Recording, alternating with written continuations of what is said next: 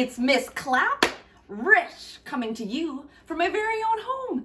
And I have another special guest here today. Do you know what kind of animal this is? He really likes to hang out, especially in trees. He lives mostly in warm climates. This guy came from Costa Rica. And what else? He mostly eats leaves in the trees, and he's super duper slow. You might have seen these guys in Zootopia. They move really slowly. I bet you can remember. That's right, it's a sloth. Isn't he cute? So Mr. Sloth is going to be joining us for activities. He's going to be watching right here. He's so cute. And I hope that you watched yesterday's video with the snowy owl was our visitor yesterday.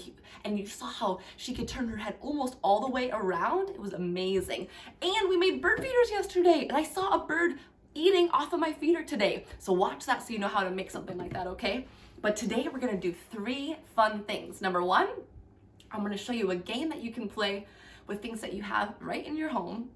Number 2, we're going to talk about a really important value, something that's just really important for you to do in your life in order to be happier and to have a good attitude.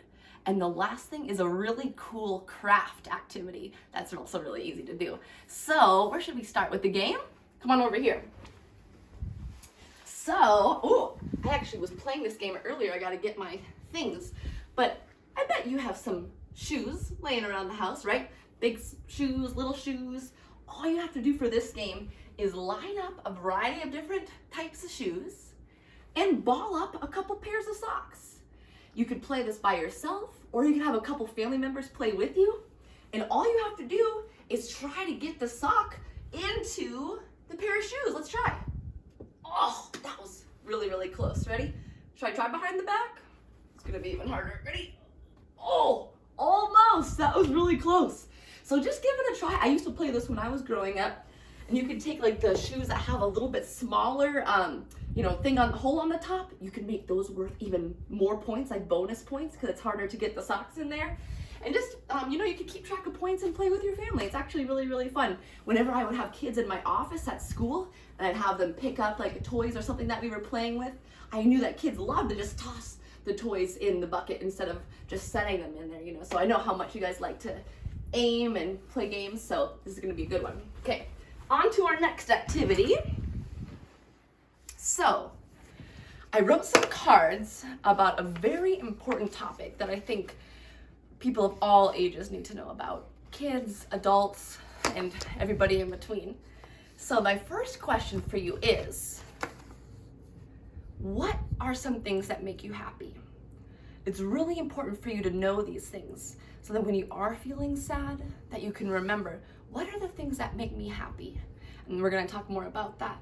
So some things that maybe make you happy might be an adult in your home, maybe one of your siblings, maybe playing a game, maybe playing a sport, maybe drawing makes you happy, maybe playing with your pet makes you happy. So just give that some thought. Think about things that make you really happy. We're gonna talk more about emotions like happiness and sadness on other videos, but today I just want you to think about things that make you happy and now things that make you feel sad, because in everyone's life there's something that's gonna make them feel sad. We're not happy all the time, and that's okay. So things that maybe make you sad are maybe, maybe not being at school right now. Maybe that's making you feel sad. Maybe having a pet that's sick, or maybe even that passed away. Having someone in your family that's going through an illness, or knowing someone that's going through a divorce. Those are all things that are really difficult and can make you sad. But what I'm gonna teach you today is a tool of something that when you're feeling sad, something that you can do to try to find your happiness again. And do you know what that is? It's actually being thankful.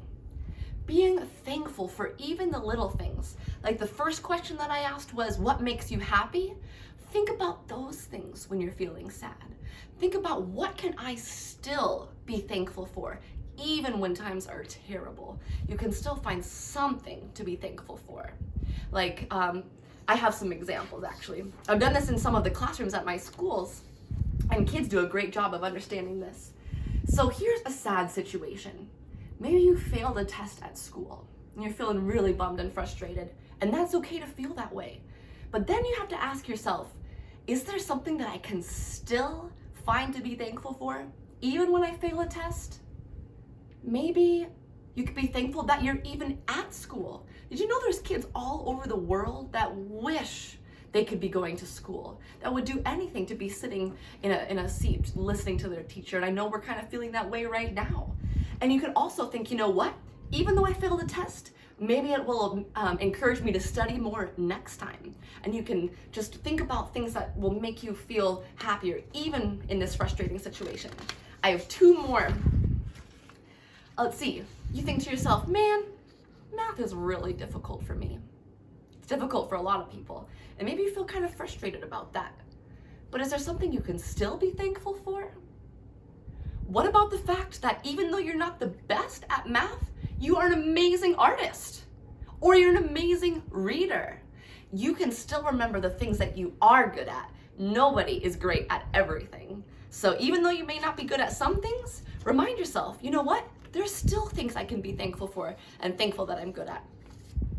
And here's one that I know we can all relate to right now, that I have to stay home and can't go to school right now. I know we're all feeling bummed about that, teachers and our principal and everybody. But what are some things we can still be thankful for right now? What about you get to spend more time with your family at home? Maybe you get time to just kind of relax. Sometimes our lives can be so busy running to school and doing sports and other things. Just taking time to relax and be with your family. And you know what else I'm really thankful for, like we talked on yesterday's video, is I can still play outside almost whenever I want. I see it's snowing right now. You can go make a snowman. Even though we can't be at school, we can still find little things to be thankful for. So, talking about being thankful, we're on to our craft. So, actually, I'll show you my finished product over here, then I'll show you how we can make it. Let's see if you can see this. This is our thankful tree. And it was actually really simple to make. I'll show you how to draw it. And all you have to do is, get a regular piece of paper. Doesn't even have to be colored. Cut out the tree, and then I cut out little leaves to put on the tree that tell things that you're thankful for. And what I was thinking is that you can actually cut out a bunch of those little leaves and keep them by your kitchen table or wherever, and then every day, maybe before you eat dinner or before you go to bed, maybe you and someone in your family could write down one thing that you can be thankful for, even in these stressful times. One thing you can be thankful for. Write it on a leaf and tape it up on your thankful tree. And you know what? Even if you can't find tape or whatever, I found this like electrical tape or this blue tape. Even if you don't have Scotch tape, or you could even just put it on a regular piece of paper. Oh, Mr. Sloth fell. I'll put him back up here. And you don't even have to hang it on the wall. You could just keep it on that piece of paper. But I love the idea of every day thinking of one thing you can be thankful for, and maybe trying to do it as a family, or you can do it on your own. So really quickly, I'll show you. All you have to do is you'll take just any color sheet of paper, or even a white paper or a lined piece of paper, and all I did was, I kind of drew the trunk of the tree, and then some branches. Doesn't have to be perfect. We do some nice big branches. Something like that. See? There we go. And then all you have to do is you just cut that out. You cut out that tree, and see, it looks pretty similar to this tree. And you can write thankful tree on it if you want to. And then when it comes to the leaves, it's kind of like an oval shape. So let's take a piece of paper and you'll make like a little oval shape, kind of. And then you cut that out, and you can even cut out a lot of them, cut out 20 of them, and just have them ready so that before you go to bed or when you first wake up in the morning, whatever you'd like, you can write one thing that you're thankful for. So let's see, I wrote down a couple of things that I'm thankful for. I'm thankful for my papa. I'm thankful for my family, my dog. I'm thankful that I'm really good at drawing. You can think of something that you're good at and be thankful for that. And thankful that I'm healthy. And I'm really thankful for the snow.